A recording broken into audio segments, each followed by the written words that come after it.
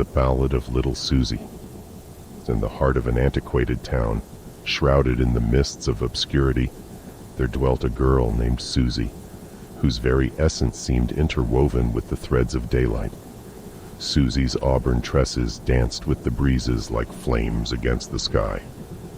Her vibrant grin a borrowed shard of the sun's own glory. The townsfolk revered her not merely for her ethereal grace, but for the solace that seemed to cascade from her presence, soothing the most furrowed of brows. Suzi was the sole offspring of the town's mechanic, a man whose sinewy arms were etched with the chronicles of labor. Yet his soul sang with a compassion that softened his calloused exterior. She was reared amidst the symphony of wrenches and the perfume of oil, her spirit sinking to the mechanical ballet that unfolded in her father's shop.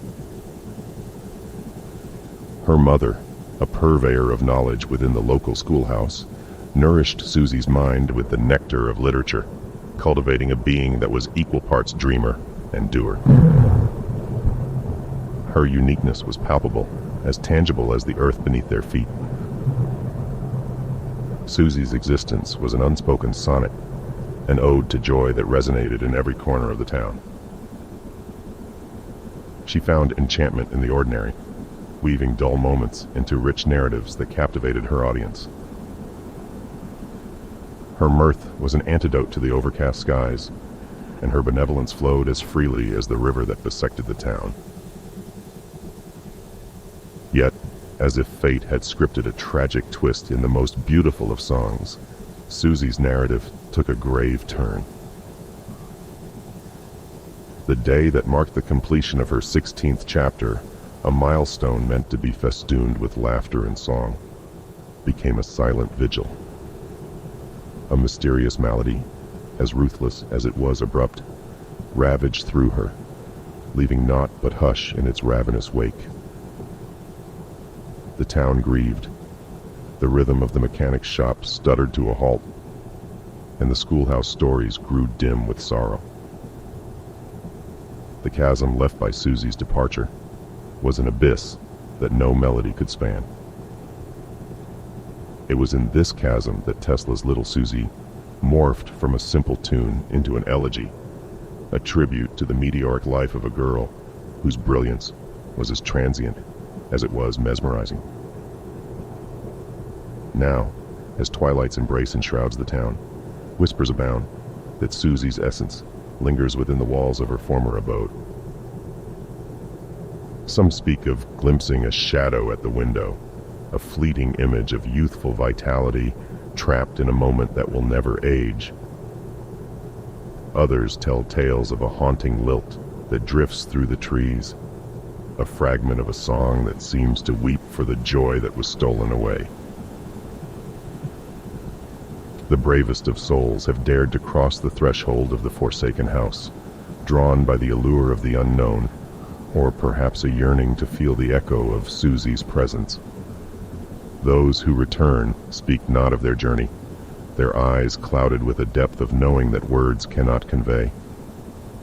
They mutter of visions of Suzi, her figure bathed in an other-worldly glow, dancing alone in a room where the shadows sway to an unseen cadence. But there are those who never return, their fates intertwined with the ghostly ballad.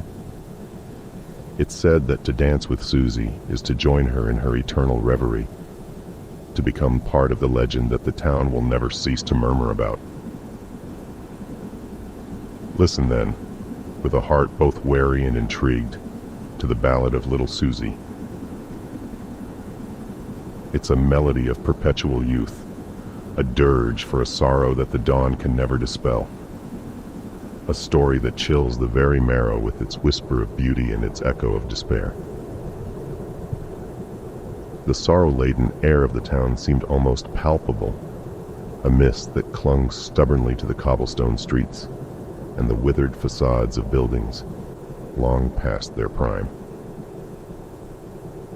The townspeople, a hardy breed weaned on folklore and superstition, spoke little of the house at the edge of town, where ivy crept up the walls like grasping hands, and windows gaped like open wounds. It was in this house, some 30 years prior, that Suzi's laughter had once filled the rooms. Her youthful exuberance, a stark contrast to the creeping decay that now held dominion. Her father's once thriving mechanic shop lay dormant, a tomb of rusting cars and scattered parts, while her mother's classroom sat silent, the chalkboard void of lessons and the seats empty. As the tale was told, Suzi was not merely a girl, but a promise of brighter tomorrows and of dreams realized. She volunteered at the local animal shelter, her touch seeming to mend the most broken of spirits. She organized town fairs, her innovative ideas breathing life into the community. Suzi was their unwritten future, a chapter that would remain forever blank. Her untimely demise had been a wound from which the town never fully recovered. A plague of unanswered questions and unresolved grief descended upon the people like an unshakable pall. The house where she had lived became a symbol of the town's heartache, its dilapidated state mirroring their internal desolation. With time, the tale of Suzi transformed, morphing into something more sinister, more ethereal. It was said that the house, imbued with her unspent life force, had taken on a life of its own. The garden, wild and overgrown, was rumored to bloom out of season, flowers sprouting overnight, to wither by dawn. The gate swung on its hinges without any breeze, and the path to the front door was always clear, as if inviting the curious to step inside. Those who heeded the call reported strange phenomena. Photographs that aged overnight, toys that moved of their own accord, and a music box that played without wind. They spoke of a feeling of being watched, of whispers just beyond the edge of hearing, and of a pervasive sadness that clung like cobwebs. The boldest, or perhaps the most foolish, would seek out the house on Suzi's birthday, the date of her crossing to the other side.